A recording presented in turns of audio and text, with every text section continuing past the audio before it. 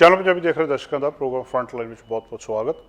ਦੋਸਤੋ ਹਾਜ਼ਰ ਹਾਂ ਅੱਜ ਦੇ ਕੁਝ ਮੁੱਦੇ ਤੁਹਾਡੇ ਨਾਲ ਸਾਂਝੇ ਕਰਨ ਦੇ ਲਈ। ਸਭ ਤੋਂ ਪਹਿਲਾਂ ਅੱਜ ਆਪਾਂ ਗੱਲਬਾਤ ਕਰਨੀ ਹੈ ਜਿਹੜੇ ਚੀਨ ਦੇ ਵਿੱਚ ਕੋਵਿਡ ਸੰਬੰਧੀ ਨਿਯਮਾਂ ਦੇ ਵਿੱਚ ਤਬਦੀਲੀ ਆਈ ਹੈ ਉਹਦਾ ਦੁਨੀਆ ਦੇ ਉੱਤੇ ਕੀ ਅਸਰ ਹੋਊਗਾ। ਦੂਜੀ ਗੱਲਬਾਤ ਓਕਨਾਗਨ ਬੱਸ ਐਕਸੀਡੈਂਟ ਬਾਰੇ ਕਰਨੀ ਹੈ। ਕੁਝ ਨਵੀਆਂ ਗੱਲਾਂ ਸਾਹਮਣੇ ਆ ਰਹੀਆਂ, ਇਨਵੈਸਟੀਗੇਸ਼ਨ ਦੀ ਅਜੇ ਵੀ ਚੱਲ ਰਹੀ ਹੈ। ਤੀਜੀ ਗੱਲਬਾਤ ਇਹ ਕਰਨੀ ਹੈ ਕਿ ਕੈਨੇਡਾ ਦੇ ਵਿੱਚ ਏਅਰਲਾਈਨਾਂ ਦੇ ਖਿਲਾਫ ਲੋਕ ਅਦਾਲਤਾਂ 'ਚ ਜਾਣਾ ਸ਼ੁਰੂ ਹੋ ਗਿਆ, ਉਹਨਾਂ ਦੇ ਨਾਲ ਉਹਨਾਂ ਨੂੰ ਏਅਰਲਾਈਨਸ ਤੋਂ ਇਨਸਾਫ ਨਹੀਂ ਮਿਲ ਰਿਹਾ। ਚੌਥਾ ਮਾਮਲਾ ਇਹ ਸਾਂਝਾ ਕਰਨਾ ਕਿ ਅਲਬਰਟਾ ਦੇ ਵਿੱਚ ਬਹੁਤ ਸਾਰੇ ਲੋਕ ਆ ਰਹੇ ਆ, ਮੂਵ ਹੋ ਰਹੇ ਆ, ਖਾਸ ਕਰ ਅਫਰੀਕਾ ਤੋਂ ਬਹੁਤ ਸਾਰੇ ਲੋਕ ਇੱਥੇ ਮੂਵ ਹੋ ਰਹੇ। ਇਹ ਕੀ ਮਾਮਲਾ, ਇਹ ਸਾਂਝਾ ਕਰਾਂਗੇ। ਜਿਹੜਾ ਪੰਜਵਾਂ ਮਾਮਲਾ ਆ ਉਹ ਇਹ ਸਾਂਝਾ ਕਰਨਾ ਕਿ ਕੈਨੇਡਾ ਦੇ ਵਿੱਚ ਕਾਰਾਂ ਦੀ ਚੋਰੀ ਇਸ ਸਾਲ ਦੇ ਵਿੱਚ ਵੱਧ ਗਈ ਆ। ਕਿਹੜੇ ਤਰੀਕੇ ਆ ਜਿਹਦੇ ਨਾਲ ਤੁਸੀਂ ਆਪਣੀਆਂ ਕਾਰਾਂ ਦੀ ਚੋਰੀ ਰੋਕ ਸਕਦੇ ਆ। ਅਗਲੀ ਗੱਲਬਾਤ ਜਿਹੜੀ ਕਰਨੀ ਆ, ਕੈਨੇਡਾ ਦੇ ਵਿੱਚ ਜਿਹੜੀ ਸਨਵਿੰਗ ਏਅਰਲਾਈਨ ਆ ਉਹਦੇ ਤੋਂ ਲੋਕ ਪਰੇਸ਼ਾਨ ਨੇ। ਅਜੇ ਵੀ ਬਹੁਤ ਸਾਰੇ ਲੋਕ ਮੈਕਸੀਕੋ ਦੇ ਵਿੱਚ ਬੈਠੇ ਉਡੀਕ ਕਰ ਰਹੇ ਨੇ। ਸੱਤਵਾਂ ਮਾਮਲਾ ਅੱਜ ਇਹ ਸਾਂਝਾ ਕਰਨਾ ਕਿ ਨਵੇਂ ਸਾਲ ਦੇ ਮੌਕੇ ਜੇਕਰ ਤੁਸੀਂ ਕੈਨੇਡਾ ਦੇ ਵਿੱਚ ਕਿਸੇ ਥਾਂ ਦੇ ਉੱਤੇ ਜਾ ਕੇ ਨਵਾਂ ਸਾਲ ਮਨਾਉਣਾ ਚਾਹੁੰਦੇ ਆ, ਹੋਟਲਾਂ ਦੇ ਰੇਟ ਕੀ ਹੈ, ਅਤੇ ਰੇਟ ਬਹੁਤ ਜ਼ਿਆਦਾ ਪਿਛਲੇ ਸਮੇਂ ਤੋਂ ਵੱਧ ਚੁੱਕੇ ਆ। ਅਤੇ ਜਿਹੜਾ ਅੱਠਵਾਂ ਮਾਮਲਾ ਇਹ ਸਾਂਝਾ ਕਰਨਾ ਕਿ ਕੈਨੇਡਾ ਦੇ ਵਿੱਚ ਬਲੈਕ ਮਨੀ ਸਕੈਮ ਹੋ ਰਿਹਾ। ਇੱਕ ਬਲੈਕ ਮਨੀ ਸਕੈਮ ਕੀ ਹੈ ਇਹਦੇ ਬਾਰੇ ਗੱਲਬਾਤ ਕਰਾਂਗੇ। ਅਤੇ ਆਖਰ ਦੇ ਵਿੱਚ ਜੇਕਰ ਸਾਡੇ ਕੋਲ ਸਮਾਂ ਬਚਦਾ ਤਾਂ ਕੈਨੇਡਾ ਦੇ ਵਿਜ਼ਟਰ ਵੀਜ਼ੇ ਵਿੱਚ ਜਿਹੜੀ ਦੇਰੀ ਹੋ ਰਹੀ ਹੈ ਉਹਦੇ ਕਾਰਨਾਂ ਬਾਰੇ ਵੀ ਗੱਲਬਾਤ ਕੀਤੀ ਜਾਊਗੀ। ਸਭ ਤੋਂ ਪਹਿਲਾ ਮਾਮਲਾ ਚੀਨ ਬਾਰੇ। ਚੀਨ ਦੇ ਵਿੱਚ ਕੋਵਿਡ ਦੇ ਸੰਬੰਧੀ ਕਾਫੀ ਰੌਲਾ ਰੱਪਾ ਸ਼ੁਰੂ ਤੋਂ ਹੀ ਪੈਂਦਾ ਰਿਹਾ। ਹੁਣ ਚੀਨ ਨੇ ਕੀ ਕੀਤਾ ਕਿ ਉਹਨਾਂ ਨੇ ਆਪਣੀ ਜ਼ੀਰੋ ਕੋਵਿਡ ਪਾਲਿਸੀ ਨੂੰ ਖੁੱਲ੍ਹ ਦੇ ਦਿੱਤੀ ਆ। ਲੋਕਾਂ ਨੂੰ ਕਹਿ ਦਿੱਤਾ ਕਿ ਤੁਸੀਂ ਆ ਸਕਦੇ ਹੋ, ਜਾ ਸਕਦੇ ਆ। ਜਿਹੜੇ ਫੋਰਨ ਟਰੈਵਲਰ ਨੇ ਉਹ ਚੀਨ ਦੇ ਵਿੱਚ ਜਾ ਸਕਦੇ ਆ। ਜਿਹੜਾ ਚੀਨ ਨੇ ਇੱਕ ਖਾਸ ਪਾਲਿਸੀ ਦੇ ਉੱਤੇ ਕੰਮ ਕਰ ਰਿਹਾ ਸੀ, ਬਾਕੀ ਸਾਰੀ ਦੁਨੀਆ ਨਾਲੋਂ ਇਹ ਪਾਲਿਸੀ ਵੱਖਰੀ ਸੀ।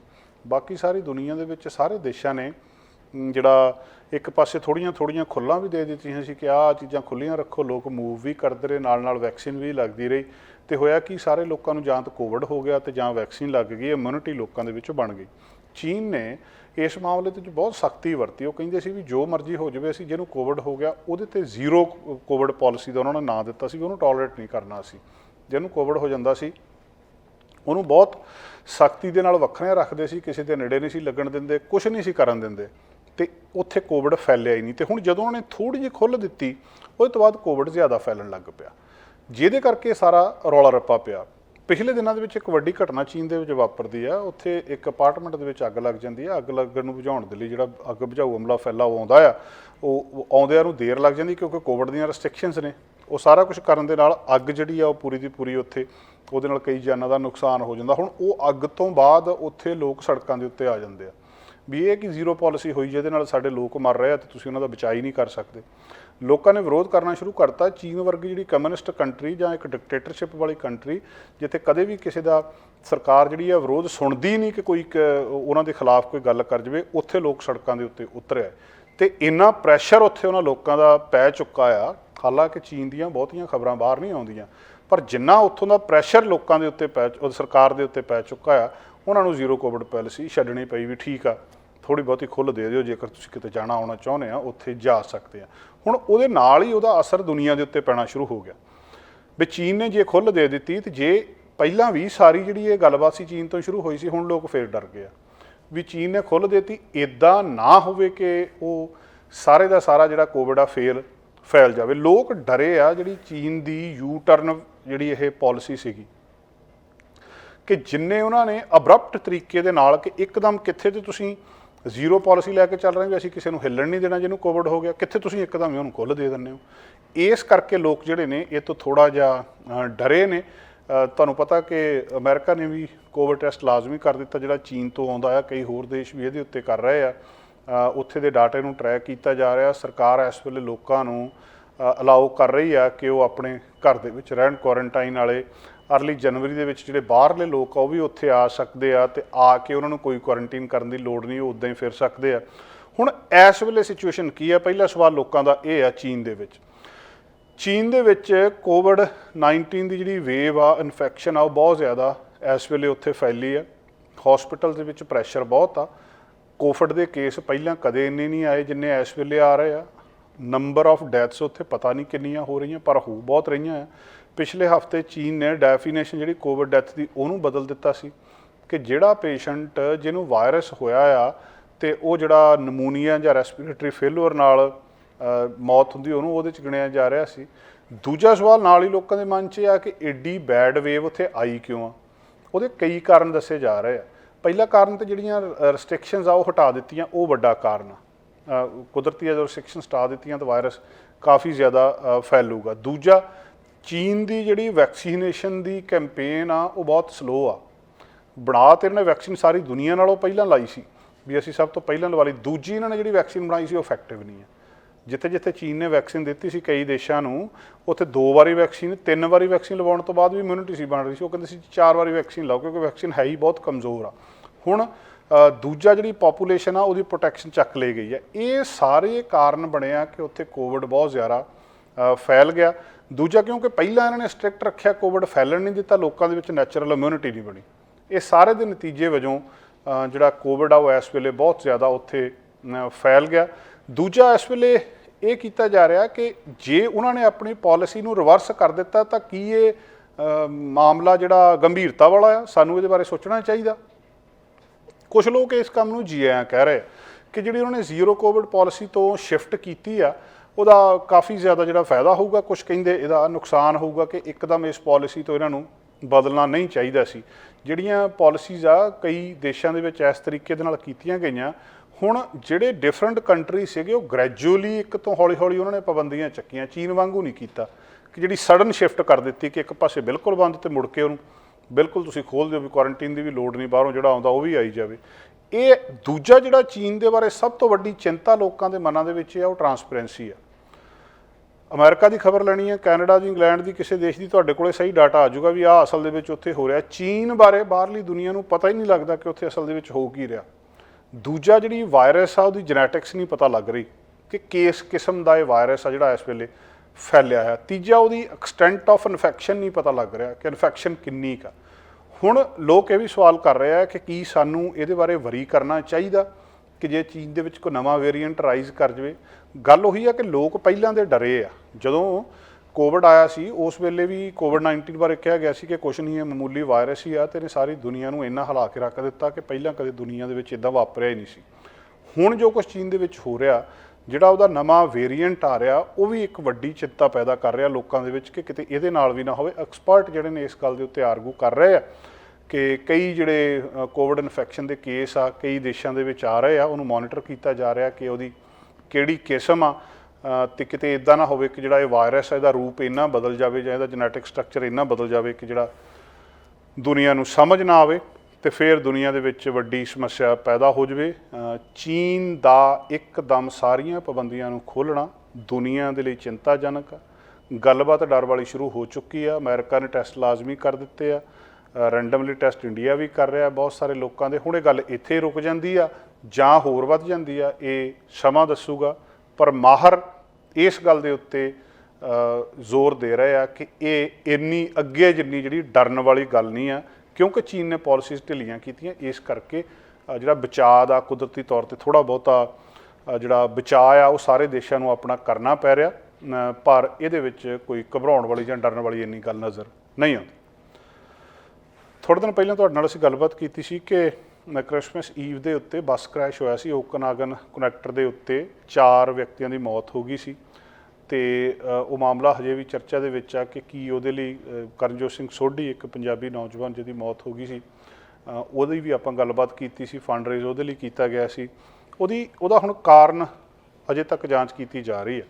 ਇੱਦਾਂ ਨਹੀਂ ਵੀ ਉਹ ਐਕਸੀਡੈਂਟ ਹੋ ਗਿਆ ਤੇ ਗੱਲ ਆਈ ਗਈ ਹੋਗੀ, ਉਹਦੀ ਜਾਂਚ ਕੀਤੀ ਜਾ ਰਹੀ ਵੀ ਐਕਸੀਡੈਂਟ ਹੋਇਆ ਕਿਉਂ। ਖਰਾਬ ਮੌਸਮ ਸੀ ਸਾਰਿਆਂ ਨੂੰ ਪਤਾ, ਪਰ ਜਿਹੜੇ ਬ੍ਰਿਟਿਸ਼ ਕੋਲੰਬੀਆ ਸ਼ਹਿਰ ਦੇ ਵਿੱਚ ਜਿਹੜੇ ਬ੍ਰਿਟਿਸ਼ ਕੋਲੰਬੀਆ ਦੇ ਵਿੱਚ ਸ਼ਹਿਰ ਨੇ, ਉਹਨਾਂ ਦੇ ਮੇਅਰ ਇਸ ਵੇਲੇ ਮੰਗ ਕਰ ਰਿਹਾ ਖਾਸ ਕਰ ਸਦਰਨ ਇੰਟੀਰੀਅਰ ਬਾਰੇ ਕਿ ਜਿਹੜਾ ਜੇ ਉਹ ਰੋਡ ਦੇ ਉੱਤੇ ਬਰਫ਼ ਜ਼ਿਆਦਾ ਸੀ ਜਾਂ ਉਹ ਆਈਸੀ ਸੀ ਜਾਂ ਸਲਿੱਪਰੀ ਸੀ ਜਾਂ ਉਹ ਮਤਲਬ ਬਲੈਕ ਆਈਸ ਬਣ ਚੁੱਕੀ ਸੀ ਤਾਂ ਉਹ ਰੋਡ ਨੂੰ ਬੰਦ ਕਿਉਂ ਨਹੀਂ ਕੀਤਾ ਗਿਆ। ਇਹਦੇ ਲਈ ਜ਼ਿੰਮੇਵਾਰ ਕੌਣ ਆ। 4 ਕੀਮਤੀ ਮਨੁੱਖੀ ਜਾਨਾਂ ਚਲੇ ਗਈਆਂ, ਕਿੰਨੇ ਜਿਹੜੇ ਲੋਕ ਸੀਗੇ ਉਹਦੇ ਵਿੱਚ ਜ਼ਖਮੀ ਹੋ ਗਏ। ਵੀ ਦੀ ਜ਼ਿੰਮੇਵਾਰੀ ਕਿਹਦੀ ਆ ਹੁਣ?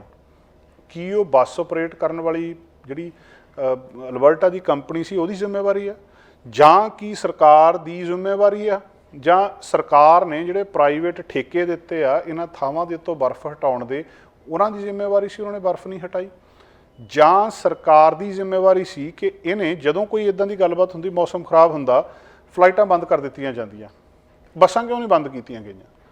ਸਰਕਾਰ ਕਹਿ ਰਹੀ ਹੈ ਜਾਂ ਕੀ ਇਹਦੇ ਪਿੱਛੇ ਕੋਈ ਪੈਸੇ ਦਾ ਮਕਸਦ ਸੀਗਾ ਵੀ ਜਿਹੜਾ ਚੱਲਦਾ ਰਹੇ ਸਾਰਾ ਕੁਝ? ਕਿਉਂਕਿ ਕਰਜੀਤ ਸਿੰਘ ਸੋਢੀ ਜਿਹਦੀ ਮੌਤ ਹੋਈ ਸੀ, ਉਹਦੇ ਰਿਸ਼ਤੇਦਾਰਾਂ ਨੇ ਸਿੱਧਾ ਸਿੱਧਾ ਦੋਸ਼ ਲਾਇਆ ਸੀ ਵੀ ਇਹ ਨਲਾਇਕੀ ਆ ਪ੍ਰਬੰਧ ਦੀ, ਜਿਸ ਕਰਕੇ ਇਹਨੂੰ ਬੰਦ ਨਹੀਂ ਕੀਤਾ ਗਿਆ। ਸੜਕ ਕਿਉਂ ਨਹੀਂ ਬੰਦ ਕੀਤੀ ਗਈ? ਬੱਸ ਕਿਉਂ ਨਹੀਂ ਰੋਕੀ ਗਈ ਵੀ ਬੱਸ ਨਹੀਂ ਜਾ ਸਕਦੀ ਜੇ ਇੰਨੀ ਸਲਿੱਪਰੀ ਸੀ? ਜਾਂ ਡਰਾਈਵਰ ਦੀ ਗਲਤੀ ਸੀਗੀ ਕਿ ਉਹਨੇ ਕੁਛ ਕੀਤਾ? ਹੁਣ ਅਸਲ ਦੇ ਵਿੱਚ ਤਾਂ ਸਾਰੀ ਗੱਲਬਾਤ ਸਾਹਮਣੇ ਆਉਣੀ ਆ, ਪਰ ਬ੍ਰਿਟਿਸ਼ ਕੋਲੰਬੀਆ ਦੇ ਸ਼ਹਿਰਾਂ ਦੇ ਮੇਅਰਾਂ ਨੇ ਸਵਾਲ ਕਰਨਾ ਸ਼ੁਰੂ ਕਰ ਦਿੱਤਾ ਕਿ ਦੱਸਿਆ ਜਾਵੇ ਕਿ ਕਿਉਂ ਨਹੀਂ ਇਹਦੇ ਸੰਬੰਧੀ ਕੋਈ ਵੱਡਾ ਸਟੈਪ ਪਹਿਲਾਂ ਲਿਆ ਗਿਆ। ਮੇਰਠ ਤੇ ਮੇਅਰ ਨੇ ਮਾਈਕ ਗਿਓਟੇਜ਼, ਉਹ ਕਹਿੰਦੇ ਵੀ ਮੈਂ ਹੈਰਾਨ ਆ ਇਸ ਗੱਲ ਦੇ ਉੱਤੋਂ ਕਿ ਇਹ ਰੋਡ ਜਿਹਨੂੰ ਹਾਈਵੇ 97C ਵੀ ਕਹਿੰਦੇ, ਇਹਨੂੰ ਬੰਦ ਕਿਉਂ ਨਹੀਂ ਕੀਤਾ? ਜਿਹੜੇ ਇਹਦੇ ਮੇਨਟੇਨੈਂਸ ਕੰਟਰੈਕਟਰਸ ਨੇ ਕ੍ਰਿਸਮਸ ਈਵ ਦੇ ਉੱਤੇ ਜਦੋਂ ਇੰਨਾ ਜ਼ਿਆਦਾ ਸੀਗਾ ਵੀ ਕੰਟਰੈਕਟਰ ਨੂੰ ਚਾਹੀਦਾ ਸੀਗਾ ਕਿ ਉਹ ਜ਼ਿਆਦਾ ਪ੍ਰੋਐਕਟਿਵ ਹੁੰਦੇ ਇਹਦੇ ਲਈ, ਅਤੇ ਹਾਈਵੇ ਨੂੰ ਜਿਹੜਾ ਉਸ ਰਾਤ ਬੰਦ ਕਰ ਦਿੰਦੇ। ਇਹ ਨੌਜਵਾਨ ਜਿਹੜਾ ਆ ਉੱਥੋਂ ਓਕਨਾਗਨ ਵੈਲੀ ਤੋਂ ਇੱਧਰਲੇ ਪਾਸੇ ਆ ਰਿਹਾ ਸੀ ਆਪਣੇ ਰਿਸ਼ਤੇਦਾਰਾਂ ਦੇ ਘਰ ਰਾਤ ਬਿਤਾਉਣ ਦੇ ਲਈ ਇੱਥੇ ਸਰੀ ਦੇ ਵਿੱਚ, ਅਤੇ 3 ਇਹਦੇ ਨਾਲ ਹੋਰ ਵਿਅਕਤੀ ਸੀ, ਇਹਨਾਂ ਦੀ ਮੌਤ ਹੋਈ, 50 ਦੇ ਕਰੀਬ ਜ਼ਖਮੀ ਹੋਏ ਸੀ। ਉਹ ਕਹਿੰਦੇ ਹਾਈਵੇ ਨੂੰ ਇੱਦਾਂ ਓਪਨ ਰੱਖਣਾ ਪਬਲਿਕ ਟਰਾਂਜ਼ਿਟ ਦੇ ਲਈ ਉਸ ਸਮੇਂ ਦੇ ਉੱਤੇ ਜਦੋਂ ਇੰਨਾ ਖਤਰਾ ਹੋਵੇ, ਇਹ ਕੁਦਰਤੀ ਬਹੁਤ ਵੱਡਾ ਡੇਂਜਰਸ ਸੀ, ਕਿਉਂਕਿ ਉਹ ਕੰਪਲੀਟਲੀ ਬਰਫ਼ ਦੇ ਨਾਲ ਭਰ ਚੁੱਕਿਆ ਸੀ।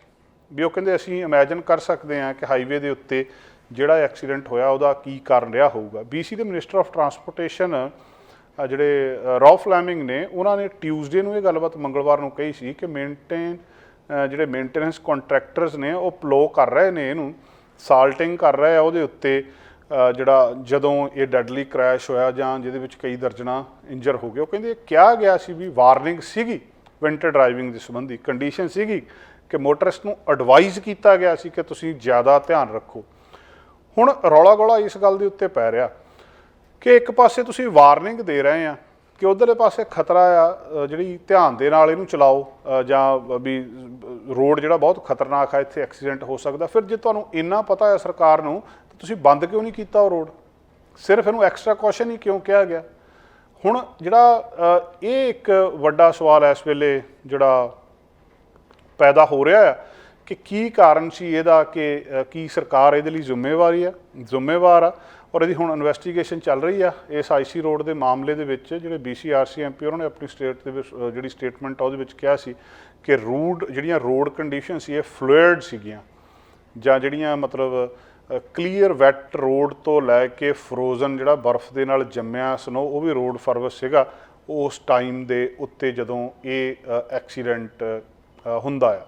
ਹੁਣ ਇਹਦੇ ਬਾਰੇ ਬਹੁਤ ਸਾਰੇ ਸਵਾਲ ਨੇ ਜਿਹੜੇ ਸਾਹਮਣੇ ਆ ਰਹੇ ਨੇ ਕਿ ਕੀ ਕੀਤਾ ਜਾਣਾ ਚਾਹੀਦਾ ਸੀ, ਕੌਣ ਇਹਦੇ ਲਈ ਜ਼ਿੰਮੇਵਾਰ ਆ। ਉੱਥੋਂ ਦੇ ਜਿਹੜੇ ਲੋਕਲ ਰੈਜ਼ੀਡੈਂਟਸ ਨੇ ਉਹ ਵੀ ਇਹਦੇ ਉੱਤੇ ਗੱਲਬਾਤ ਕਰ ਰਹੇ ਨੇ, ਅਤੇ ਦੂਜਾ ਜਿਹੜਾ ਹੈਗਾ ਕਿ ਟੀਮ ਕਮਰਸ਼ੀਅਲ ਵਹੀਕਲ ਦੀ ਸੇਫਟੀ ਬਾਰੇ ਵੀ ਗੱਲਬਾਤ ਕਰ ਰਹੀ ਆ। ਲੋਕ ਬਹੁਤ ਸਾਰੇ ਸਵਾਲਾਂ ਦੇ ਜਵਾਬ ਚਾਹੁੰਦੇ ਆ। ਆਉਣ ਵਾਲੇ ਸਮੇਂ ਦੇ ਵਿੱਚ ਜਦੋਂ ਪ੍ਰੋਵਿੰਸ ਦੀ ਇਨਵੈਸਟੀਗੇਸ਼ਨ ਹੁੰਦੀ ਆ ਜਾਂ ਉਹਨੂੰ ਪਬਲਿਕਲੀ ਰਿਲੀਜ਼ ਕੀਤਾ ਜਾਂਦਾ ਆ, ਜਿਹਦੇ ਵਿੱਚ ਦੇਖਿਆ ਜਾਊਗਾ ਕਿ ਕੌਣ ਜ਼ਿੰਮੇਵਾਰ ਸੀਗਾ ਇਹਦੇ ਲਈ। ਫੋਰਕਾਸਟ ਇਹ ਵੀ ਕੀਤਾ ਗਿਆ ਸੀ ਕਿ ਇੱਥੇ ਜਿੰਨਾ ਜ਼ਿਆਦਾ ਜਿਹੜਾ ਸਨੋਫਾਲ ਜਾਂ ਟੈਂਪਰੇਚਰ ਥੱਲੇ ਜਾਣਾ ਆ, ਉਹਦੇ ਨਾਲ ਇਸ ਤਰ੍ਹਾਂ ਦੀਆਂ ਸਲਿੱਪਰੀ ਕੰਡੀਸ਼ਨ ਹੋ ਜਾਣੀਆਂ। ਸੋ ਜਦੋਂ ਹੀ ਇਹਦੀ ਇਨਵੈਸਟੀਗੇਸ਼ਨ ਹੁੰਦੀ ਹੈ ਉਹਦੇ ਤੋਂ ਬਾਅਦ ਹੁਣ ਅਸਲੀ ਗੱਲਬਾਤ ਸਾਹਮਣੇ ਆਊਗੀ ਕਿ ਕੌਣ ਇਹਦੇ ਲਈ ਜ਼ਿੰਮੇਵਾਰ ਹੈ। ਕੈਨੇਡਾ ਦੇ ਵਿੱਚ ਜਿਹੜੀਆਂ ਫਲਾਈਟ ਕੈਂਸਲੇਸ਼ਨ ਬਹੁਤ ਹੋਈਆਂ, ਸਾਰੇ ਥਾਵਾਂ ਦੇ ਉੱਤੇ ਫਲਾਈਟ ਕੈਂਸਲੇਸ਼ਨ ਬਹੁਤ ਹੋਈਆਂ, ਪਰ ਕੈਨੇਡਾ ਦੇ ਵਿੱਚ ਫਲਾਈਟ ਕੈਂਸਲੇਸ਼ਨ ਪਿਛਲੇ ਲੰਬੇ ਸਮੇਂ ਦੇ ਵਿੱਚ ਬਹੁਤ ਹੋਈਆਂ। ਅਤੇ ਜਿਹੜੀ ਟਰਾਂਸਪੋਰਟ ਅਥਾਰਟੀ ਆ, ਕੈਨੇਡੀਅਨ ਟਰਾਂਸਪੋਰਟ ਏਜੰਸੀ ਆ, ਉਹਦੇ ਵਿੱਚ ਲੋਕਾਂ ਨੇ ਫਿਰ ਅਪੀਲ ਵੀ ਕੀਤੀ ਕਿ ਸਾਡੀ ਫਲਾਈਟ ਕੈਂਸਲ ਹੋ ਗਈ, ਜਿਹਦੇ ਕਰਕੇ ਸਾਡਾ ਇੰਨਾ ਨੁਕਸਾਨ ਹੋ ਗਿਆ, ਸਾਨੂੰ ਕੰਪਨਸੇਟ ਕੀਤਾ ਜਾਵੇ। ਏਜੰਸੀ ਗੱਲ ਸੁਣ ਨਹੀਂ ਰਹੀ। ਕੈਨੇਡੀਅਨ ਟਰਾਂਸਪੋਰਟ ਏਜੰਸੀ ਕਹਿੰਦੀ ਸਾਡੇ ਕੋਲ ਹਜ਼ਾਰਾਂ ਇੱਦਾਂ ਦੀਆਂ ਅਰਜ਼ੀਆਂ ਪਈਆਂ, ਜਦੋਂ ਵਾਰੀ ਆਊਗੀ ਉਸ ਵੇਲੇ ਤੁਹਾਡਾ ਕੋਈ ਨਾ ਕੋਈ ਹੱਲ ਕਰ ਦਿੱਤਾ ਜਾਊਗਾ। ਪਰ ਲੋਕ ਇਸ ਗੱਲ ਤੋਂ ਪਰੇਸ਼ਾਨ ਨੇ, ਬੈਕਲੌਗ ਬਹੁਤ ਜ਼ਿਆਦਾ ਆ। ਨਵੇਂ ਜਿਹੜੇ ਰੈਗੂਲੇਸ਼ਨਸ ਆ 2019 ਦੇ ਵਿੱਚ ਸਾਹਮਣੇ ਆਏ ਸੀ, ਜਿਹਦੇ ਵਿੱਚ ਏਅਰਲਾਈਨਸ ਨੂੰ ਜ਼ਿੰਮੇਵਾਰ ਠਹਿਰਾਇਆ ਗਿਆ ਸੀ ਕਿ ਜਿਹੜੀ ਇੱਕ ਏਅਰਲਾਈਨ ਆ ਉਹ ਪੈਸੰਜਰ ਨੂੰ ਕੰਪਨਸੇਟ ਕਰੂਗੀ ਫਲਾਈਟ ਡਿਲੇ ਦੇ ਲਈ ਜਾਂ ਕੈਂਸਲ ਦੇ ਲਈ। ਏਅਰਲਾਈਨ ਦੇ ਜਿਹੜਾ ਕੰਟਰੋਲ ਦੇ ਵਿੱਚ ਹੋਊਗਾ। ਬੈਕਲੌਗ ਵੱਧ ਗਿਆ। ਲੋਕਾਂ ਨੇ ਗਰਮੀਆਂ ਦੇ ਵਿੱਚ ਪਿੱਛੇ ਜਿਹੜਾ ਈਵਨ ਟਰੈਵਲ ਹੋਇਆ ਸਰਦੀਆਂ ਤੋਂ ਪਹਿਲਾਂ, ਉੱਥੋਂ ਲੈ ਕੇ ਜਦੋਂ ਲੋਕ ਪੈਂਡੈਮਿਕ ਤੋਂ ਬਾਅਦ ਸਾਹਮਣੇ ਆਏ ਸੀ, ਉਹਨਾਂ ਦੇ ਕੋਲ ਇੰਨਾ ਜ਼ਿਆਦਾ ਜਿਹੜਾ ਰਸ਼ ਪੈ ਗਿਆ ਕਿ ਏਜੰਸੀ ਕੋਲੋਂ ਇਹ ਰਿਜ਼ੋਲਵ ਨਹੀਂ ਹੋ ਰਹੀਆਂ। ਲਗਭਗ ਉਹਨਾਂ ਦੇ ਕੋਲ 30,000 ਦੇ ਕਰੀਬ ਕੰਪਲੇਂਟਸ ਨੇ। ਇਹ ਗੱਲਬਾਤ ਉਹਨਾਂ ਨੇ ਦੱਸੀ ਆ। ਜਿਹੜੀਆਂ ਕੰਪਲੇਂਟਸ ਨੇ ਉਹ ਹੋਰ ਜ਼ਿਆਦਾ ਇਹਨਾਂ ਨੂੰ ਸਮਾਂ ਲੱਗ ਸਕਦਾ, ਅਤੇ ਜੇ ਕੁਛ ਕੰਪਲੇਂਟਾਂ ਨੂੰ 1.5 ਸਾਲ ਵੀ ਲੱਗ ਸਕਦਾ। ਹੁਣ ਬੰਦੇ ਨੇ ਵੈਨਕੂਵਰ ਤੋਂ ਟੋਰਾਂਟੋ ਜਾਂ ਕਿਤੇ ਫਲਾਈਟ ਲਈ ਆ, ਉਹਦਾ ਇੰਨਾ ਕਰੌਲਾ ਆ ਤੇ ਉਹਨੂੰ 1.5 ਸਾਲ ਉਡੀਕ ਕਰਨੀ ਪਵੇ ਤੇ ਉਹਦੇ ਤੋਂ ਬਾਅਦ ਫੈਸਲਾ ਵੀ ਕੀ ਆਊਗਾ ਲੋਕਾਂ ਨੂੰ ਸਮਝ ਨਹੀਂ ਆ ਰਹੀ। ਲੋਕਾਂ ਨੇ ਦੂਜਾ ਰਸਤਾ ਫੜਿਆ, ਸਿੱਧਾ ਕੋਰਟ ਦੇ ਵਿੱਚ ਜਾਣਾ ਸ਼ੁਰੂ ਕਰ ਦਿੱਤਾ, ਸਮਾਲ ਕਲੇਮ ਕੋਰਟਸ ਦੇ ਵਿੱਚ। ਉੱਥੇ ਜਾ ਕੇ ਹੁਣ ਸਮਾਲ ਕਲੇਮ ਕੋਰਟਸ ਦੇ ਵਿੱਚੋਂ ਕੁਛ ਨੂੰ ਤੇ ਉਸੇ ਵੇਲੇ ਫੈਸਲਾ ਮਿਲ ਰਿਹਾ ਆ। ਟਾਈਮ ਤੇ ਬਹੁਤ ਥੋੜ੍ਹਾ ਲੱਗਦਾ ਆ। ਜਿਹੜਾ ਇਹ ਕੁਛ ਲੋਕ ਉਹਨਾਂ ਨੇ ਦੱਸਿਆ ਕਿ ਉਹਨਾਂ ਨੇ ਫਲਾਈਟ ਲਈ ਸੀਗੀ ਫਰਵਰੀ ਦੇ ਵਿੱਚ ਵੈਨਕੂਵਰ ਤੋਂ ਓਟਵਾ ਦੇ ਲਈ, ਤੇ ਉਹ ਕੈਂਸਲ ਕਰ ਦਿੱਤੀ ਗਈ ਤੇ ਉਹਨਾਂ ਨੇ ਫੇਰ ਰੀਬੁੱਕ ਕੀਤੀ ਅਗਲੇ ਦਿਨ ਦੇ ਲਈ। ਵੇਟ ਕਰਦੇ ਰਹੇ ਸਰਕਾਰ ਵੀ ਸਟੈਪ ਇਨ ਕਰੇ ਤੇ ਜਾਂ ਕੁਛ ਨਾ ਕੁਛ ਉਹਨਾਂ ਦਾ ਦੱਸੇ ਜਿਹੜਾ ਉਹਨਾਂ ਨੇ ਵਾਅਦਾ ਕੀਤਾ ਸੀ, ਪਰ ਕੁਛ ਵੀ ਨਹੀਂ ਬਣਿਆ। ਉਸ ਤੋਂ ਬਾਅਦ 8 ਮਹੀਨੇ ਉਡੀਕਣ ਤੋਂ ਬਾਅਦ CTA ਨੂੰ ਕਿ ਕੋ ਰਿਜ਼ੋਲਵ ਕਰਦੇ ਜਿਹੜੀ ਕੈਨੇਡੀਅਨ ਟਰਾਂਸਪੋਰਟ ਏਜੰਸੀ ਆ, ਉਹਨਾਂ ਨੇ ਸਮਾਲ ਕਲੇਮ ਕੋਰਟ ਦੇ ਵਿੱਚ ਜਾ ਕੇ ਸਤੰਬਰ ਦੇ ਵਿੱਚ ਆਪਣਾ ਕੇਸ ਲਾ ਦਿੱਤਾ। ਕੁਛ ਹਫ਼ਤਿਆਂ ਦੇ ਬਾਅਦ ਹੀ ਏਅਰਲਾਈਨ ਨੇ ਉਹਨਾਂ ਨੂੰ ਨੋਟੀਫਾਈ ਕੀਤਾ ਕਿ ਆਪਾਂ ਇਹਨੂੰ ਕੋਰਟ ਤੋਂ ਬਾਹਰ ਹੀ ਸੈਟਲ ਕਰ ਲੈਂਦੇ ਹਾਂ, ਤੁਸੀਂ ਸਾਡੇ ਨਾਲ ਗੱਲਬਾਤ ਕਰੋ। ਹੁਣ ਉਹ ਤਾਂ ਖੁਸ਼ ਨੇ ਵੀ ਘੱਟੋ ਘੱਟ ਕੁਛ ਤਾਂ ਹੋਇਆ। ਜਿਹੜੀ CTA ਆ ਸਾਹਮਣੇ ਤਾਂ ਇਹਨਾਂ ਨੇ ਗੱਲਬਾਤ ਤਾਂ ਕੀਤੀ, ਤੇ ਉਹ ਕਹਿੰਦੇ ਇਹਦਾ ਮਤਲਬ ਕੀ ਹੈ ਸਾਰੀ ਏਜੰਸੀ ਦਾ ਜੇਕਰ ਇਹਨੇ ਇਹ ਗੱਲਬਾਤ ਹੀ ਨਹੀਂ ਸੁਣਨੀ ਲੋਕਾਂ ਦੀ। ਇੱਕ ਹੋਰ ਵਿਅਕਤੀ ਸੀ ਓਟਵਾ ਦਾ ਸੀ, ਉਹਦਾ ਵੀ ਇੱਦਾਂ ਦਾ ਐਕਸਪੀਰੀਅੰਸ ਸੀਗਾ। ਉਹਨੇ ਵੀ ਕਿਹਾ ਵੀ ਮੈਂ ਫੈਸਲੇ ਦੀ ਉਡੀਕ ਨਹੀਂ ਕਰਨੀ ਤੇ ਮੈਂ ਸਿੱਧਾ ਕੋਰਟ ਦੇ ਵਿੱਚ ਚਲੇ ਜਾਣਾ ਆ। ਉਹਦੀ ਫਲਾਈਟ ਡਿਲੇ ਹੋਈ ਸੀ 3 ਘੰਟੇ ਜੁਲਾਈ ਦੇ ਵਿੱਚ, ਤੇ ਉਹਨੇ ਕੰਪਲੇਂਟ ਫਾਈਲ ਕੀਤੀ ਸੀ ਕੈਨੇਡੀਅਨ ਟਰਾਂਸਪੋਰਟ ਏਜੰਸੀ ਨੂੰ ਸਤੰਬਰ ਦੇ ਵਿੱਚ ਕਿ ਏਜੰਸੀ ਨੇ ਹੁਣ ਕੁਛ ਨਹੀਂ ਸੁਣਿਆ, ਬੈਕਲੌਗ ਉਹ ਕਹਿੰਦੇ ਬਹੁਤ ਆ ਤੇ ਵੇਟ ਟਾਈਮ ਵੀ ਬਹੁਤ ਜ਼ਿਆਦਾ ਆ। ਉਹਨੇ ਵੀ ਆਪਣਾ ਫੈਸਲਾ ਕੀਤਾ ਕਿ ਮੈਂ ਉਧਰਲੇ ਪਾਸੇ ਜਾ ਕੇ ਜਿਹੜਾ ਕੋਰਟ ਆ ਉੱਥੋਂ ਫੈਸਲਾ ਕਰਦਾ ਆ। ਸਮਾਲ ਕਲੇਮ ਕੋਰਟ ਦੇ ਵਿੱਚ ਚਲੇ ਗਏ ਤੇ ਉੱਥੇ ਆਊਟ ਆਫ ਕੋਰਟ ਸੈਟਲਮੈਂਟ ਦਾ ਜਿਹੜਾ ਉਹਨਾਂ ਨੂੰ ਵੀ ਲੈਟਰ ਮਿਲ ਗਿਆ ਵੀ ਬਾਹਰ ਆਪਾਂ ਗੱਲਬਾਤ ਕਰ ਲੈਂਦੇ। ਹੁਣ ਇਸ ਮਾਮਲੇ ਦੇ ਵਿੱਚ ਉਹ ਕਹਿੰਦੇ ਰਿਸਕ ਆ। ਜਿਹੜੇ ਵਕੀਲ ਦੱਸਦੇ ਆ ਕਿ ਰੌਲਾ ਤੁਹਾਡਾ ਏਅਰਲਾਈਨ ਦੇ ਨਾਲ ਆ, ਕੈਨੇਡੀਅਨ ਟਰਾਂਸਪੋਰਟ ਏਜੰਸੀ ਨੇ ਉਹਦਾ ਹੱਲਬਾਤ ਕਰਨਾ ਤੇ ਤੁਸੀਂ ਚਲੇ ਜਾਂਦੇ ਹੋ ਜਿਹੜਾ ਆਪਣਾ ਸਮਾਲ ਕਲੇਮ ਕੋਰਟ ਦੇ ਵਿੱਚ। ਸਮਾਲ ਕਲੇਮ ਕੋਰਟ ਦੇ ਵਿੱਚ ਉਹ ਕਹਿੰਦੇ ਇੱਕ ਤਾਂ ਫੈਸਲਾ ਕੋਈ ਵੀ ਹੋ ਸਕਦਾ, ਆਈਦਰ ਵੇ ਫੈਸਲਾ ਹੋ ਸਕਦਾ, ਤੁਹਾਨੂੰ ਨਹੀਂ ਪਤਾ ਕਿ ਤੁਹਾਡੇ ਹੱਕ 'ਚ ਹੋਣਾ ਜਾਂ ਤੁਹਾਡੇ ਹੱਕ ਵਿੱਚ ਨਹੀਂ ਹੋਣਾ। ਦੂਜਾ, ਤੁਹਾਨੂੰ ਕਿਸੇ ਬੰਦੇ ਨੂੰ ਹਾਇਰ ਕਰਨਾ ਪਊਗਾ ਕਿਉਂਕਿ ਹੈਡ ਡਿਲੀਵਰ ਕਰਨਾ ਪੈਣਾ ਜਿਹੜਾ ਲੀਗਲ ਡਾਕੂਮੈਂਟ ਆ ਏਅਰਲਾਈਨ ਨੂੰ, ਉਹਨਾਂ ਦੇ ਲੀਗਲ ਆਫਿਸ ਦੇ ਵਿੱਚ ਜਿਹੜਾ ਕਿ ਕਿਸੇ ਹੋਰ ਸ਼ਹਿਰ ਦੇ ਵਿੱਚ ਆ। ਇਹ ਵੀ ਇੱਕ ਵੱਡੀ ਇਸ ਮਾਮਲੇ ਦੇ ਵਿੱਚ ਜਿਹੜੀ ਦਿੱਕਤ ਆ। ਦੂਜਾ, ਉਹ ਕਹਿੰਦੇ ਜਿਹੜੀ ਸਮਾਲ ਕਲੇਮ ਕੋਰਟ ਆ ਇਹ ਹਰ ਵਾਰੀ ਗੈਂਬਲ ਹੁੰਦੀ ਆ, ਤੁਹਾਨੂੰ ਪਤਾ ਨਹੀਂ ਹੁੰਦਾ ਕਿ ਤੁਹਾਡੀ ਜਜਮੈਂਟ ਜਿਹੜੀ ਆ ਕੀ ਹੋਣੀ ਆ, ਤੇ ਤੁਸੀਂ ਸਹੀ ਹੁੰਦੇ ਹੋਏ ਵੀ ਮਤਲਬ ਤੁਹਾਡੇ ਜਿਹੜੇ ਡਾਕੂਮੈਂਟਸ ਆ ਜਾਂ ਉਹਦੇ ਵਿੱਚ ਉਹ ਜਿਹੜੀ ਫਾਈਟ ਕਰਦੇ ਆ, ਕੋਈ ਵੀ ਇਹਦਾ ਨਤੀਜਾ ਹੋ ਸਕਦਾ। ਕੈਨੇਡੀਅਨ ਟਰਾਂਸਪੋਰਟ ਏਜੰਸੀ ਇਸ ਵੇਲੇ ਇਹ ਕਹਿ ਰਹੀ ਹੈ ਕਿ ਅਸੀਂ ਸਟੈਪਸ ਲੈ ਰਹੇ ਹਾਂ ਕਿ ਕਿਸੇ ਨਾ ਕਿਸੇ ਤਰ੍ਹਾਂ ਇਸ ਬੈਕਲੌਗ ਨੂੰ ਘਟਾਇਆ ਜਾਵੇ। ਇਹਦੇ ਵਿੱਚ ਉਹ ਕਹਿੰਦੇ ਅਸੀਂ ਕੰਪਲੇਂਟਸ ਜਿਹੜੀਆਂ ਹੈਗੀਆਂ ਉਹਨੂੰ ਮਤਲਬ ਕਈ ਜਿਹੜੇ ਮਲਟੀਪਲ ਇਸ਼ੂਜ਼ ਨੇ ਉਹਨੂੰ ਇੱਕਦਮ ਹੀ ਹੱਲ ਕਰਨ ਦੀ ਕੋਸ਼ਿਸ਼ ਕਰ ਰਹੇ ਹਾਂ। ਏਜੰਸੀ ਇਹ ਕਹਿੰਦੀ ਆ ਕਿ ਅਸੀਂ ਰਿਵਿਊ ਕੰਡਕਟ ਕੀਤਾ ਇਹਨਾਂ ਕੰਪਲੇਂਟਸ ਦਾ ਇਸ ਪ੍ਰੋਸੈਸ ਦੇ ਵਿੱਚ, ਤੇ ਅਸੀਂ ਐਂਟੀਸਪੇਟ ਜਾਂ ਇਹ ਕਰ ਰਹੇ ਹਾਂ ਕਿ ਜਿਹੜਾ ਇਹਨੂੰ ਇਸ ਪ੍ਰੋਸੈਸ ਨੂੰ ਅਸੀਂ ਜਲਦੀ ਹੱਲ ਕਰਕੇ ਜਾਂ ਬਹੁਤ ਸਾਰੀਆਂ ਕੰਪਲੇਂਟਸ ਇਹਨਾਂ ਨੂੰ ਸਮੇਂ ਦੇ ਨਾਲ ਹੱਲ ਕਰ ਦਾਂਗੇ, ਜਾਂ ਉਹਦਾ ਜਿਹੜਾ ਵੇਟ ਟਾਈਮ ਆ ਉਹਨੂੰ ਅਸੀਂ ਘਟਾ ਦਿਆਂਗੇ। ਜਿਹੜੇ ਮਿਨਿਸਟਰ ਆਪਣੇ ਉਮਰ ਅਲਗਾਬਰਾ ਨੇ, ਟਰਾਂਸਪੋਰਟ ਮਿਨਿਸਟਰ ਨੇ, ਉਹ ਕਹਿੰਦੇ ਵੀ $11 ਮਿਲੀਅਨ ਇਸ ਕੰਮ ਦੇ ਲਈ 2022 ਦੇ ਬਜਟ ਵਿੱਚ ਰੱਖਿਆ ਗਿਆ ਸੀ ਇਸ ਬੈਕਲੌਗ ਨੂੰ ਐਡਰੈਸ ਕਰਨ ਦੇ ਲਈ, ਕਿ ਕੈਨੇਡੀਅਨ ਸੇਫਲੀ ਟਰੈਵਲ ਕਰ ਸਕਣ, ਉਹਨਾਂ ਦਾ ਕੋਈ ਨਾ ਕੋਈ ਹੱਲ ਹੋ ਸਕੇ, ਤੇ ਉਹਨਾਂ ਨੂੰ ਜਿਹੜੀ ਜੇ ਉਹਨਾਂ ਦੀ ਕੋਈ ਸਮੱਸਿਆ ਏਅਰਲਾਈਨ ਦੇ ਨਾਲ ਆਉਂਦੀ ਆ ਤਾਂ ਉਹਦਾ ਟਾਈਮ ਦੇ ਉੱਤੇ ਹੱਲ ਕਰ ਸਕਣ। ਜਿਹੜੀ ਕੈਨੇਡੀਅਨ ਟਰਾਂਸਪੋਰਟ ਏਜੰਸੀ ਆ ਇਹਦੇ ਕੋਲ ਇਹ ਅਬਿਲਿਟੀ ਆ ਕਿ $25,000 ਤੱਕ ਦਾ ਜੁਰਮਾਨਾ ਵੀ ਕਰ ਸਕਦੀ ਆ ਏਅਰਲਾਈਨ ਨੂੰ ਜੇਕਰ ਉਹ ਏਅਰ ਪੈਸੰਜਰ ਦੀ ਗੱਲਬਾਤ ਨਹੀਂ ਸੁਣਦੇ ਜਾਂ ਜਿਹੜੇ ਉਹਨਾਂ ਦੇ ਪ੍ਰੋਟੈਕਸ਼ਨ ਰੈਗੂਲੇਸ਼ਨ ਆ ਉਹਨੂੰ ਫੋਲੋ ਨਹੀਂ ਕਰਦੇ। ਤੇ ਜਿਹੜੀ ਏਜੰਸੀ ਉਹ ਕਹਿ ਰਹੀ ਆ ਕਿ ਇਹ ਅਸੀਂ ਬਹੁਤ ਸਾਰੇ ਇਹਦੇ ਬਾਰੇ ਵੀ ਯਤਨ ਕਰ ਰਹੇ ਹਾਂ। ਸੋ ਰੌਲਾ ਇਹ ਵੀ ਸੀਗਾ ਕਿ ਜਿਹੜੀਆਂ ਏਅਰਲਾਈਨਸ ਨੇ ਉਹਨਾਂ ਦਾ ਆਪਣਾ ਲੌਜਿਕ ਆ ਕਿ ਜਿਹੜੀ ਡਿਲੇ ਆ ਉਹਦੇ ਵਿੱਚ ਕਈ ਫੈਕਟਰ ਨੇ, ਜਿਹੜੀ ਸਕਰੀਨਿੰਗ ਆ, ਸਿਕਿਉਰਿਟੀ ਆ, ਹੋਰ ਕਿੰਨੇ ਫੈਕਟਰ ਨੇ ਜਿਹਦੇ ਕਰਕੇ ਫਲਾਈਟ ਡਿਲੇ ਹੋ ਰਹੀ ਹੈ ਜਾਂ ਸਟਾਫ ਸ਼ਾਰਟੇਜ ਹੋ ਰਹੀ ਹੈ। ਇਸ ਗੱਲ ਬਾਰੇ ਫੈਸਲਾ ਕਰਨਾ ਬਹੁਤ ਔਖਾ ਆ ਕਿ ਜਿਹੜੀ ਇਹ ਡਿਲੇ ਆ ਇਹ ਏਅਰਲਾਈਨ ਦੇ ਕਾਰਨ ਕਰਕੇ ਹੋਈ ਆ ਜਾਂ ਬਾਹਰਲੇ ਕਾਰਨ ਸੀਗੇ ਜਿਹਦੇ ਕਰਕੇ ਇਹ ਡਿਲੇ ਕੀਤੀ ਗਈ ਹੈ। ਜੇਕਰ ਉਹਦੇ ਵਜ੍ਹਾ ਕਰਕੇ ਡਿਲੇ ਹੋਈ ਆ ਤਾਂ ਉਹ ਕੰਪਨਸੇਟ ਕਰਦੇ ਆ, ਨਹੀਂ ਤਾਂ ਉਹ ਕੰਪਨਸੇਟ ਨਹੀਂ ਕਰ ਰਿਹਾ। ਸੋ ਇਸ ਮਾਮਲੇ ਦੇ ਵਿੱਚ ਲੋਕ ਕੋਰਟ ਦੇ ਵਿੱਚ ਜਾਣ ਲਈ ਮਜਬੂਰ ਨੇ। ਅਗਲੀ ਗੱਲਬਾਤ ਅਲਬਰਟਾ ਤੋਂ। ਅਲਬਰਟਾ ਦੇ ਵਿੱਚ ਕੈਂਪੇਨ ਚਲਾਈ ਆ ਪਿਛਲੇ ਸਮੇਂ ਦੇ ਵਿੱਚ, ਕਈ $1 ਮਿਲੀਅਨ ਉਹਨਾਂ ਨੇ ਇਹਦੀ ਐਡ ਦੇ ਉੱਤੇ ਹੀ ਲਾ ਦਿੱਤਾ। ਅਲਬਰਟਾ ਇਜ਼ ਕਾਲਿੰਗ ਕਿ ਬਹੁਤ ਸਾਰੇ ਲੋਕ ਇੱਥੇ ਆਓ, ਸਾਡੇ ਕੋਲ ਅਪਰਚੁਨਿਟੀਜ਼ ਬਹੁਤ ਜ਼ਿਆਦਾ ਆ, ਪੇ ਚੈੱਕ ਤੁਹਾਨੂੰ ਜ਼ਿਆਦਾ ਮਿਲਣਗੇ, ਖਰਚੇ ਤੁਹਾਡੇ ਘੱਟ ਆ, ਰੈਂਟ ਤੁਹਾਡਾ ਘੱਟ ਆ। ਬਹੁਤ ਸਾਰੇ ਲੋਕ ਅਲਬਰਟਾ ਦੇ ਵਿੱਚ ਮੂਵ ਹੋਏ ਆ। ਜਿਹੜੀ ਇੰਟਰ ਪ੍ਰੋਵਿੰਸ਼ੀਅਲ ਮਾਈਗ੍ਰੇਸ਼ਨ ਆ ਉਹ ਵੀ ਬਹੁਤ ਹੋਈ ਆ। ਜਿਹੜੇ ਜ਼ਿਆਦਾ ਲੋਕ ਅਲਬਰਟਾ ਦੇ ਵਿੱਚ ਸੈਟਲ ਹੋ ਰਹੇ ਆ ਉਹਦੇ ਵਿੱਚ ਇੱਕ ਜਿਹੜੇ ਅੰਕੜੇ ਜਾਂ ਸਾਹਮਣੇ ਡਾਟਾ ਇਹ ਦੱਸ ਰਿਹਾ ਕਿ ਅਫਰੀਕਨ ਲੋਕ ਜ਼ਿਆਦਾ ਇੱਥੇ ਆਏ ਆ।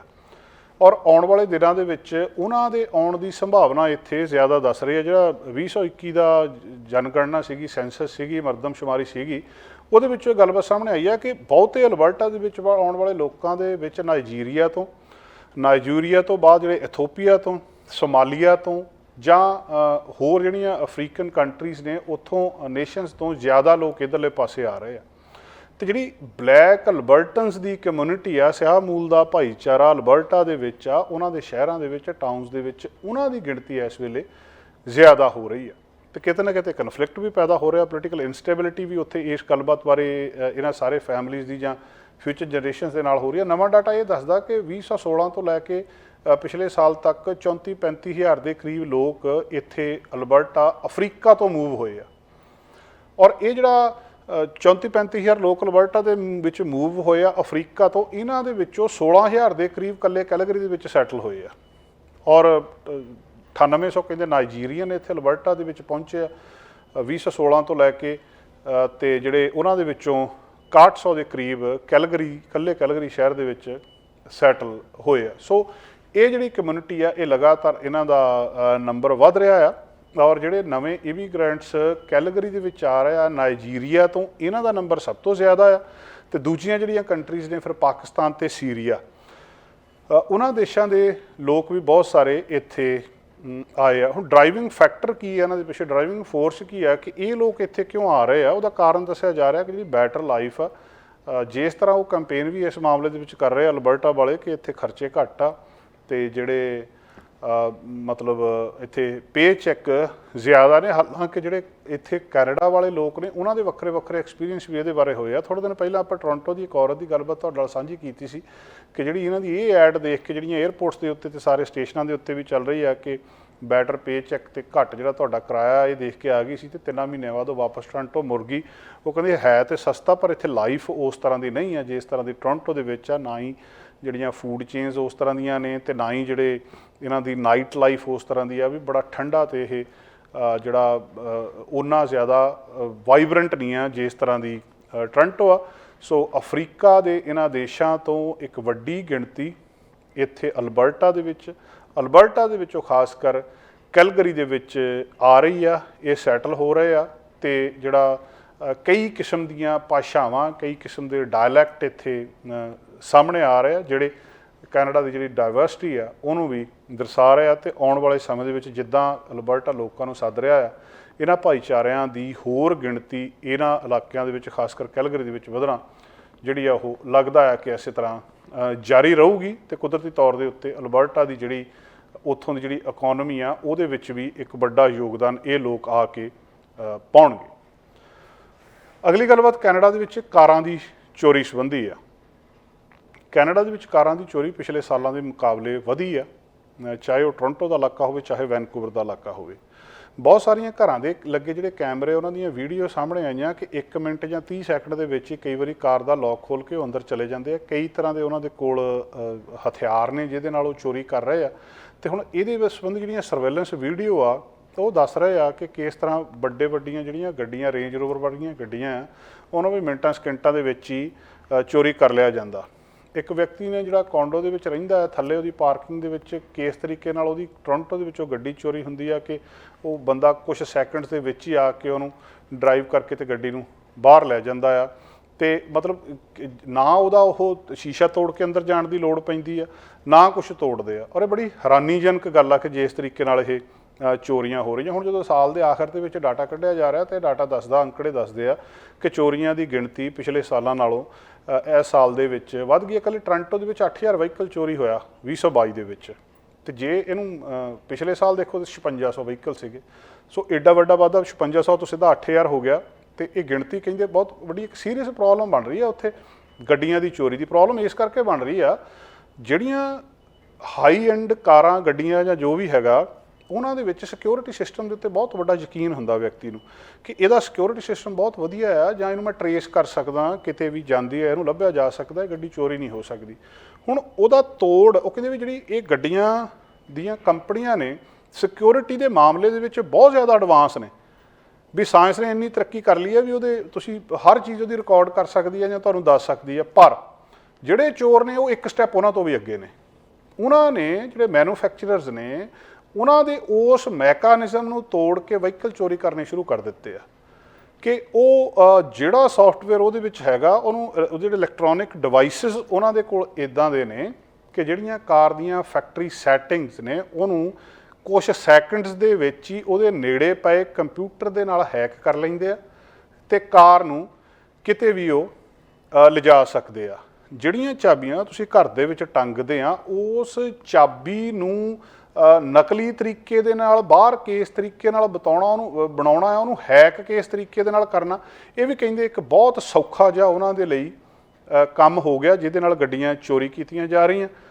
ਬ੍ਰੇਕ-ਇਨਸ ਜਾਂ ਉਸ ਕਿਸਮ ਦੀ ਜਿਹੜੀ ਫਿਜ਼ੀਕਲ ਕੀਜ਼ ਨੇ ਉਹਨੂੰ ਕਰਨ ਦੀ ਬਜਾਏ ਸਿਰਫ ਇੱਕ ਕੰਪਿਊਟਰ ਨਾਲ ਲਾ ਕੇ ਤੇ ਉਹਨੂੰ ਬੜੇ ਸੌਖੇ ਤਰੀਕੇ ਦੇ ਨਾਲ ਉਹਨੂੰ ਚੋਰੀ ਕਰਕੇ ਲੈ ਜਾਂਦੇ ਆ। ਤੇ ਹੁਣ ਤਰੀਕੇ ਜਿਹੜੇ ਪੁਲਿਸ ਉੱਥੇ ਦੱਸ ਰਹੀ ਆ ਕਿ ਜੇ ਤੁਸੀਂ ਗੱਡੀ ਨੂੰ ਬਚਾ ਕੇ ਰੱਖਣਾ ਹੈ ਤਾਂ ਪੁਰਾਣੇ ਤਰੀਕੇ ਜਿਹੜੇ ਆ ਉਹ ਜ਼ਿਆਦਾ ਵਰਤੋ, ਉਹਨਾਂ ਦੇ ਨਾਲ ਗੱਡੀਆਂ ਨੂੰ ਬਚਾਇਆ ਜਾ ਸਕਦਾ। ਜਿਹੜੇ ਸਟੀਅਰਿੰਗ ਵੀਲ ਦੇ ਵਿੱਚ ਇੱਕ ਡੰਡਾ ਜਿਹਾ ਫਸਾ ਕੇ ਉਹਨੂੰ ਲੌਕ ਕਰਦੇ ਹੁੰਦੇ ਆ ਉਹਨੂੰ, ਜਾਂ ਉਹਦੀ ਥੱਲੇ ਗੈਸ ਨੂੰ ਲੌਕ ਕਰਨ ਦੀ ਗੱਲਬਾਤ ਹੁੰਦੀ ਆ, ਜਾਂ ਜੇ ਤੁਹਾਡੀ ਗੱਡੀ ਜ਼ਿਆਦਾ ਮਹਿੰਗੀ ਆ ਉਹਨੂੰ ਜਿੱਥੇ ਲਾਉਣਾ ਉਹਦੇ ਪਿੱਛੇ ਕਹਿੰਦੇ ਦੂਜੀ ਗੱਡੀ ਇੱਕ ਹੋਰ ਲਾ ਲਓ ਜਿਹੜੀ ਜਿਹਦੇ ਮਤਲਬ ਟਾਰਗੇਟ ਜਿਹੜੀ ਗੱਡੀ ਨੂੰ ਲੋਕ ਜ਼ਿਆਦਾ ਕਰ ਰਹੇ ਉਹਦੀ ਲਿਸਟ ਵੀ ਦਿੱਤੀ ਹੈ ਕਿ ਆਹ ਗੱਡੀਆਂ ਜਿਹੜੀਆਂ ਜ਼ਿਆਦਾ ਟਾਰਗੇਟ ਕੀਤੀਆਂ ਜਾ ਰਹੀਆਂ ਉਹਦੇ ਪਿੱਛੇ ਦੂਜੀ ਗੱਡੀ ਲਾ ਕੇ ਰੱਖੋ, ਲਾਈਟ ਦੇ ਵਿੱਚ ਜਿੱਥੇ ਕਿਤੇ ਰੌਸ਼ਨੀ ਹੈਗੀ ਆ ਉੱਥੇ ਰੱਖੋ, ਚਾਬੀ ਜਿਹੜੀ ਆ ਘੱਟੋ ਘੱਟ ਤੁਹਾਡਾ ਜਿਹੜਾ ਮੇਨ ਡੋਰ ਜਾਂ ਵਿੰਡੋ ਆ ਉਹ ਤੋਂ ਦੂਰ ਰੱਖੋ, ਕਿਉਂਕਿ ਜੇ ਘਰ ਦੇ ਬਾਹਰ ਗਰਾਜ ਦੇ ਡਰਾਈਵੇ ਦੇ ਵਿੱਚ ਕੋਈ ਚੋਰ ਆਉਂਦਾ ਉੱਥੋਂ ਉਹਨੂੰ ਉਹਦੇ ਤੱਕ ਉਹਦਾ ਸਿਗਨਲ ਪਹੁੰਚਣ ਦੇ ਵਿੱਚ ਤਾਂ ਉਹਦੀ ਕਾਪੀ ਕਰਨ ਦੇ ਵਿੱਚ ਉਹਨੂੰ ਕੁਛ ਸੈਕਿੰਡ ਦਾ ਸਮਾਂ ਲੱਗ ਰਿਹਾ ਹੈ। ਜੇ ਉਹ ਥੋੜ੍ਹੀ ਜਿਹੀ ਪਰੇ ਹੋਊਗੀ ਤਾਂ ਉਹਦੇ ਨਾਲ ਜ਼ਿਆਦਾ ਬਚਾਅ ਹੋ ਸਕਦਾ। ਨਹੀਂ ਤਾਂ ਜਿਹੜਾ ਸਟੀਅਰਿੰਗ ਵੀਲ ਲੌਕ ਆ ਜਾਂ ਜਿਹੜੇ ਆਟੋਮੈਟਿਕ ਇੰਜਨ ਸ਼ਟ ਆਫ ਆ ਪਹਿਲੇ ਵੇਲੇ ਦੇ ਵਿੱਚ ਕਰਦੇ ਹੁੰਦੇ ਸੀ, ਜਾਂ ਉਹਨੂੰ ਵਹੀਕਲ ਨੂੰ ਬਲੌਕ ਕਰਨਾ ਕੇਸ ਤਰੀਕੇ ਦੇ ਨਾਲ ਤੇ ਕੀ ਨੂੰ ਜਾਂ ਜਿਹੜਾ ਉਹਨੂੰ ਪਰੇ ਕਰਕੇ ਰੱਖਣਾ, ਇਸ ਤਰੀਕੇ ਦੇ ਨਾਲ ਕਹਿੰਦੇ ਇਹ ਤੋਂ ਬਚਿਆ ਜਾ ਸਕਦਾ। ਨਹੀਂ ਤਾਂ ਕਾਰਾਂ ਦੀ ਚੋਰੀ ਹੋ ਰਹੀ ਆ। ਕਾਰਾਂ ਦੀ ਚੋਰੀ ਦੇ ਗਰੋਹ ਨੇ, ਗਰੋਹ ਲਿਜਾ ਕੇ ਮਿਡਲ ਈਸਟ ਤੱਕ ਟੋਰਾਂਟੋ ਤੋਂ ਚੋਰੀ ਹੋਈਆਂ ਗੱਡੀਆਂ ਵੀ ਵਿਕਦੀਆਂ ਆ। ਇੱਕ ਗਰੋਹ ਨੂੰ ਸਿਰਫ ਇੰਨਾ ਪਤਾ ਹੁੰਦਾ ਕਿ ਤੁਸੀਂ ਇਹਦੇ ਘਰ ਤੋਂ ਗੱਡੀ ਚੱਕ ਕੇ ਫਲਾਣੇ ਥਾਂ ਦੇ ਉੱਤੇ ਛੱਡਣੀ, ਉਹਨੂੰ ਉਨੇ ਕੁ ਪੈਸੇ ਦੇ ਦਿੱਤੇ ਜਾਂਦੇ ਆ। ਉਸ ਥਾਂ ਦੇ ਉੱਤੇ ਗੱਡੀ ਜਿਹੜੀ ਆ ਫਿਰ ਕਿੱਦਾਂ ਪਾਣੀ ਵਾਲੇ ਜਹਾਜ਼ਾਂ ਦੇ ਵਿੱਚ ਲੱਦੀਆਂ ਜਾਂਦੀਆਂ, ਇਹ ਕਹਿ ਕੇ ਵੀ ਇਹ ਤਾਂ ਇਹਦੇ ਵਿੱਚ ਤਾਂ ਜਿਹੜੀਆਂ ਉਹ ਵਾਸ਼ਿੰਗ ਮਸ਼ੀਨਸ ਨੇ, ਕਿੱਦਾਂ ਉਹਨਾਂ ਦੇ ਜਿਹੜੇ ਵਹੀਕਲ ਆਇਡੈਂਟੀਫਿਕੇਸ਼ਨ ਨੰਬਰ ਨੇ ਉਹਨਾਂ ਨੂੰ ਕਿੱਦਾਂ ਬਦਲਿਆ ਜਾਂਦਾ ਤੇ ਕਿੱਥੇ ਜਾ ਕੇ ਫਿਰ ਉੱਧਰਲੇ ਪਾਸੇ ਕ੍ਰਾਈਮ ਦੇ ਲਈ ਇਹ ਕਿੱਦਾਂ ਵਰਤੀਆਂ ਜਾਂਦੀਆਂ। ਬਹੁਤ ਲੰਬੀ ਕਹਾਣੀ ਆ, ਪਰ ਮੋਟੇ ਰੂਪ ਦੇ ਵਿੱਚ ਪਿਛਲੇ ਸਾਲ ਦੇ ਵਿੱਚ ਚੋਰੀਆਂ ਵਧੀਆਂ ਆ। ਪੁਲਿਸ ਕਹਿ ਰਹੀ ਆ ਦੇਸੀ ਤਰੀਕੇ ਦੇ ਨਾਲ ਆਪਣੀਆਂ ਕਾਰਾਂ ਨੂੰ ਚੋਰੀ ਹੋਣ ਤੋਂ ਬਚਾਓ, ਉਹ ਜ਼ਿਆਦਾ ਚੰਗਾ ਇੱਕ ਤਰੀਕਾ ਆ। ਬਹੁਤ ਸਾਰੇ ਲੋਕ ਛੁੱਟੀਆਂ ਕੱਟਣ ਮੈਕਸੀਕੋ ਜਾਂਦੇ ਆ। ਇਹਨਾਂ ਛੁੱਟੀਆਂ ਦੇ ਸਮੇਂ ਦੇ ਵਿੱਚ ਵੀ ਲੋਕ ਮੈਕਸੀਕੋ ਦੇ ਵਿੱਚ ਗਏ। ਹੁਣ ਮੌਸਮ ਖਰਾਬ ਹੋ ਗਿਆ, ਮੌਸਮ ਖਰਾਬ ਹੋਣ ਤੋਂ ਬਾਅਦ ਬਹੁਤ ਸਾਰੇ ਲੋਕ ਉੱਥੇ ਫਸ ਗਏ। ਸਨਵਿੰਗ ਏਅਰਲਾਈਨਸ ਜਿਹੜੀਆਂ ਨੇ ਇਹ ਪ੍ਰਮੁੱਖ ਰੂਪ ਦੇ ਵਿੱਚ ਇਹਦੇ ਲਈ ਜ਼ਿੰਮੇਵਾਰ ਦੱਸੀਆਂ ਗਈਆਂ। ਕੁਝ ਲੋਕ ਸੋਚਦੇ ਸੀ ਕਿ ਮਾਮਲਾ ਥੋੜ੍ਹਾ ਜਿਹਾ ਇਸ ਤਰ੍ਹਾਂ ਦਾ ਆ ਕਿ ਕਿਉਂਕਿ ਮੌਸਮ ਦੇ ਉੱਤੇ ਕਿਸੇ ਦਾ ਦੋਸ਼ ਹੀ ਨਹੀਂ ਆ ਜਾਂ ਕਿਸੇ ਦਾ ਕੀਤਾ ਹੀ ਨਹੀਂ ਜਾ ਸਕਦਾ, ਇਹਦੇ ਲਈ ਜ਼ਿੰਮੇਵਾਰ ਹੀ ਕੋਈ ਏਅਰਲਾਈਨ ਨਹੀਂ ਆ। ਲੋਕ ਫਸ ਗਏ ਔਰ ਕਿੰਨੇ ਹਫ਼ਤੇ ਕਦੇ ਹੋਟਲ ਤੋਂ ਏਅਰਪੋਰਟ, ਹੋਟਲ ਦੀ ਲੌਬੀ ਏਅਰਪੋਰਟ ਦੇ ਪਾਸੇ ਪਏ ਆ, ਲੋਕ ਦੇ ਉਡੀਕ ਕਰ ਰਹੇ ਆ ਸਨਵਿੰਗ ਫਲਾਈਟਸ ਦੀ ਕਿ ਇਹ ਆ ਜਾਣ ਤੇ ਸਾਨੂੰ ਕਿਸੇ ਨਾ ਕਿਸੇ ਤਰ੍ਹਾਂ ਕੈਨੇਡਾ ਪਹੁੰਚਾਉਣ। ਇਹਦੇ ਵਿੱਚ ਇੱਕ ਬਹੁਤ ਖਤਰਨਾਕ ਜਿਹੜੀ ਗੱਲਬਾਤ ਸਾਹਮਣੇ ਆਈ ਔਰ ਬੜੀ ਡਰਾਉਣੀ ਆ, ਉਹ ਇਹ ਆ ਕਿ ਇੱਕ ਵਿਅਕਤੀ ਜਿਹਦਾ 5 ਸਾਲ ਦਾ ਬੱਚਾ ਉਹਦੇ ਨਾਲ ਆ ਟੋਰਾਂਟੋ ਦਾ, ਉਹ ਬੁੱਕ ਕਰਕੇ ਇੱਕ ਹੋਰ ਫਲਾਈਟ ਹੁਣ ਟੋਰਾਂਟੋ ਦੇ ਵਿੱਚ ਪਹੁੰਚ ਗਿਆ ਕਿਸੇ ਤਰੀਕੇ ਦੇ ਨਾਲ।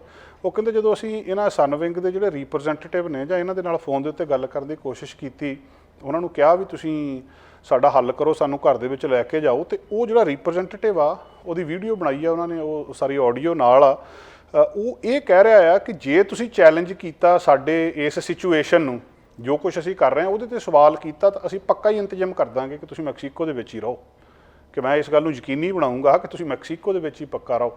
ਇਸ ਗੱਲ ਦੇ ਉੱਤੇ ਹੁਣ ਉਹਨਾਂ ਨੇ ਇਸ ਕੌਮੈਂਟ ਦੇ ਉੱਤੇ, ਇਹ ਕੌਮੈਂਟ ਜਿਹੜਾ ਵੀਡੀਓ ਦੇ ਉੱਤੇ ਪੈਸੰਜਰ ਦਾ ਰਿਕਾਰਡ ਕਰ ਲਿਆ ਦੂਜੇ ਟਰੈਵਲਰ ਨੇ, ਤੇ ਉਹ ਟਰੈਵਲਰ ਜਿਹੜੇ ਹੋਟਲ ਤੋਂ ਏਅਰਪੋਰਟ ਤੋਂ ਦੁਬਾਰਾ ਹੋਟਲ ਤੇ ਹੋਟਲ ਦੀਆਂ ਲੌਬੀਜ਼ ਦੇ ਵਿੱਚ ਜਾਂ ਏਅਰਪੋਰਟ ਦੀਆਂ ਫਲੋਰਸ ਦੇ ਉੱਤੇ ਸੌਣ ਲਈ ਮਜਬੂਰ ਨੇ।